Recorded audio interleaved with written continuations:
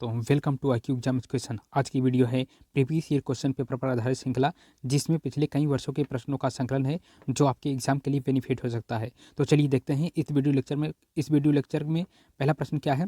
संविधान के किस अनुच्छेद में धन विधेयक संबंधी विशेष प्रक्रिया का वर्णन किया गया है। इसके लिए 4 ऑप्शन दिए गए हैं। Option A 105, option B 215, option C 109 तथा ऑप्शन डी 249। तो प्रश्न संख्या एक का सही जवाब होगा ऑप्शन सी अर्थात 109। इसका विश्लेषण है, संविधान का अनुच्छेद 109 धन विधेयक के संबंध में विशेष प्रक्रिया का उल्लेख करता है। धन विधेयक की परिभाषा अनुच्छेद 110 में वर्णित है।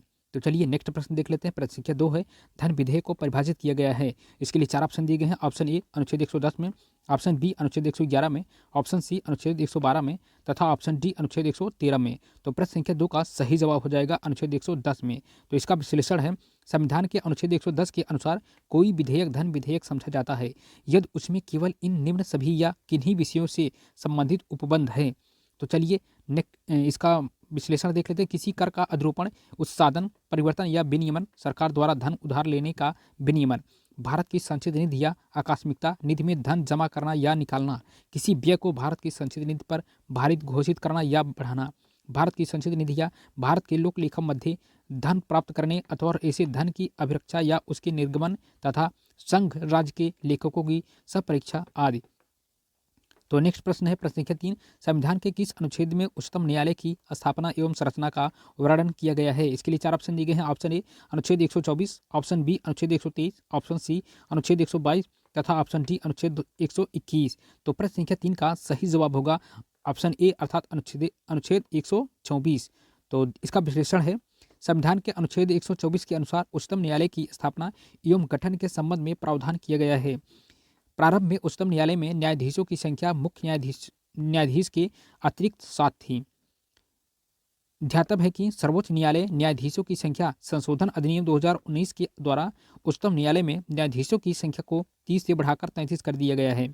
इस प्रकार वर्तमान में मुख्य न्यायाधीश सहित उच्चतम न्यायालय में न्यायाधीशों की कुल संख्या 33+1 अर्थात 34 है। नेक्स्ट प्रश्न है प्रश्न संख्या 4, भारतीय संविधान के किस अनुच्छेद में सर्वोच्च न्यायालय में तदर्थ न्यायाधीशों की व्यवस्था है। इसके लिए 4 ऑप्शन दिए गए हैं। Option A 124, option B 125, option C 126 तथा ऑप्शन डी 127। तो प्रश्न संख्या 4 का सही उत्तर हो जाएगा ऑप्शन डी अर्थात 127।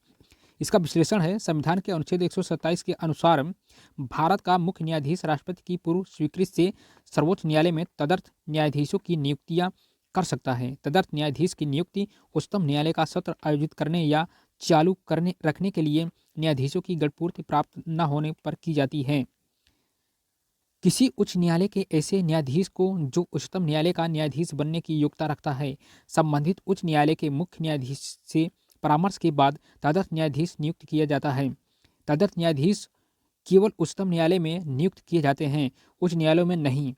नेक्स्ट प्रश्न है प्रश्न संख्या 5, भारतीय संविधान के किस अनुच्छेद के अंतर्गत सर्वोच्च न्यायालय को अपने निर्णय तथा आदेश के पुनरीक्षण की शक्ति प्राप्त है। इसके लिए 4 ऑप्शन दिए गए हैं। ऑप्शन ए अनुच्छेद 147, ऑप्शन बी अनुच्छेद 148, ऑप्शन सी अनुच्छेद 149 तथा ऑप्शन डी अनुच्छेद 150। तो प्रश्न संख्या 5 का सही जवाब हो जाएगा अनुच्छेद 148। इसका विश्लेषण है, अनुच्छेद 148 के अनुसार भारत का एक नियंत्रक महालेखा परीक्षक होगा जिसको राष्ट्रपति नियुक्त करेगा तथा यह अपने पद से कोष, रीत एवं आधारों से हटाया जाएगा जिस रीत एवं आधारों से उच्चतम न्यायालय के न्यायाधीश को हटाया जाता है। अनुच्छेद 149 में नियंत्रक महालेखा परीक्षक के कर्तव्य एवं शक्तियां दी गई है तथा अनुच्छेद 150 में संघ एवं राज्यों के लेखों का प्रारूप है। प्रश्न संख्या 6 है, भारत के संविधान के किस अनुच्छेद के अनुसार उन बातों को छोड़कर जिनमें राज्यपाल स्वविवेक से कार्य करता है, अन्य कार्यों के निर्वाह में उसे सहायता और सलाह प्रदान करने के लिए एक मंत्रिपरिषद होगी जिसका प्रधान मुख्यमंत्री होगा। इसके लिए 4 ऑप्शन दिए गए हैं। Option A 160, option B 161, option C 162 तथा ऑप्शन डी 163। प्रश्न संख्या 6 का सही जवाब होगा ऑप्शन डी अर्थात 163। तो इसका विश्लेषण इस प्रकार है, भारतीय संविधान के अनुच्छेद 163 के अनुसार राज्यपाल की परामर्श तथा सहायता के लिए एक मंत्रिपरिषद होगी जिसका प्रधान मुख्यमंत्री होगा। प्रश्न संख्या 7 है, मुख्यमंत्री के कार्य व शक्तियों का उल्लेख भारतीय संविधान के किस अनुच्छेद में मिलता है। इसके लिए 4 ऑप्शन है। ऑप्शन ए अनुच्छेद 162, ऑप्शन बी अनुच्छेद 167, ऑप्शन सी अनुच्छेद 168 तथा ऑप्शन डी अनुच्छेद 169। तो प्रश्न संख्या 7 का सही उत्तर हो जाएगा ऑप्शन बी अर्थात अनुच्छेद 167। तो इसका विश्लेषण है, अनुच्छेद 167 के अनुसार अनुच्छेद 167 के अंतर्गत राज्यपाल को जानकारी देने आदि के संबंध में मुख्यमंत्री की कर्तव्य का उल्लेख है। अनुच्छेद 162 में राज्य की कार्यपालिका शक्ति का विस्तार है। इसके अनुसार संविधान के उपबंधों के अधीन रहते हुए किसी राज्य की कार्यपालिका शक्ति का विस्तार उन विषयों पर होगा जिनके संबंध में कुछ राज्य के विधानमंडल को विधि बनाने की शक्ति है। अनुच्छेद 168 में राज्यों के विधानमंडल के गठन का प्रावधान है। अनुच्छेद 169 में राज्यों के विधान परिषद के गठन एवं उत्साधन धन की बात की गई है। प्रश्न संख्या 8 है, संविधान का कौन सा अनुच्छेद राज्यों में विधान परिषदों की समाप्ति एवं संरचना से संबंधित है? इसके लिए ऑप्शन दिए गए हैं। ऑप्शन ए अनुच्छेद 167, ऑप्शन बी अनुच्छेद 168, ऑप्शन सी अनुच्छेद 169 तथा ऑप्शन डी अनुच्छेद 170। तो प्रश्न संख्या 8 का सही जवाब होगा ऑप्शन सी अर्थात अनुच्छेद 169। इसका विश्लेषण है, संविधान का अनुच्छेद 169 के अंतर्गत राज्यों में विधान परिषद के गठन एवं समाप्ति से संबंधित है। इसके अनुसार यदि किसी भी राज्य की विधानसभा अपने बहुमत से तथा उपस्थित एवं मतदान करने वाले सदस्यों के 2/3 बहुमत से संकल्प पारित करके केंद्र को भेजती है तो संसद संबंधी राज्य में विधान परिषद तथा उत्साधन या सृजन कर सकती है। तो चलिए नेक्स्ट प्रश्न है, प्रश्न संख्या 9, भारतीय संविधान के किस अनुच्छेद के तहत राज्यपाल किसी विधेयक को राष्ट्रपति की सलाह के लिए रख सकता है? इसके लिए 4 ऑप्शन दिए गए हैं। ऑप्शन ए अनुच्छेद 169, ऑप्शन बी अनुच्छेद 200, ऑप्शन सी अनुच्छेद 201 तथा ऑप्शन डी अनुच्छेद 257। प्रश्न संख्या 9 का सही उत्तर हो जाएगा ऑप्शन बी अर्थात अनुच्छेद 200। तो इसका विश्लेषण है, अनुच्छेद 200 के अनुसार जब कोई विधेयक राज्य की विधानसभा द्वारा या विधान परिषद वाले राज्यों में विधानमंडल के दोनों सदनों द्वारा पारित कर दिया गया है तब वह राज्यपाल के समक्ष प्रस्तुत किया जाएगा और राज्यपाल घोषित करेगा कि वह विधेयक पर अनुमति देता है या अनुमति रोक लेता है अथवा वह विधेयक को राष्ट्रपति के विचार के लिए आरक्षित रखता है। प्रश्न संख्या 10 है, जिला जज की नियुक्ति का संबंध संविधान के किस अनुच्छेद से है?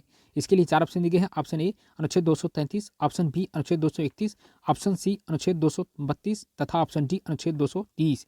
तो प्रश्न संख्या 10 का सही जवाब हो जाएगा ऑप्शन ए अर्थात अनुच्छेद 233। इसका विश्लेषण है, अनुच्छेद 233 के अनुसार जिला न्यायाधीशों की नियुक्ति से संबंधित है। इसके अनुसार किसी राज्य में जिला न्यायाधीश नियुक्त होने वाले व्यक्तियों की नियुक्ति तथा जिला न्यायाधीश की पदस्थापना और प्रोन्नति उस राज्य का राज्यपाल ऐसे राज्य के संबंध में अधिकारिकता का प्रयोग करने वाले उच्च न्यायालय से परामर्श करके करेगा। तो आज की वीडियो लेक्चर में